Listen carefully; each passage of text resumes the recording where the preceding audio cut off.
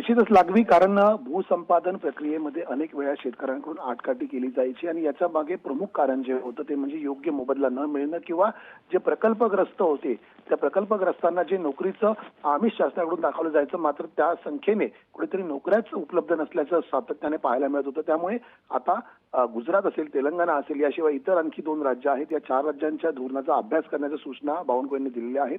इतकंच नाही तर सर्व विभागीय आयुक्तांनी आपापल्या स्तरावरती नेमक्या आणखी काही नवीन योजना यामध्ये आणता येतील का, नवीन काही मोबदल्याची पद्धती देता येतील का, याचाही विचार करण्याच्या सूचना दिल्या आहेत, जेणेकरून शासनाचंही नुकसान होणार नाही आणि शेतकऱ्यांनाही फायदा होईल. त्यामुळे आता नवीन नियमावलीमध्ये नेमकं प्रकल्पग्रस्तांना आणखी काही पदरात पडतंय का हे पाहणं महत्वाचं असेल. अगदी चेतन, तुर्तास धन्यवाद तुम्ही दिलेल्या एकूणच सविस्तर माहिती करता.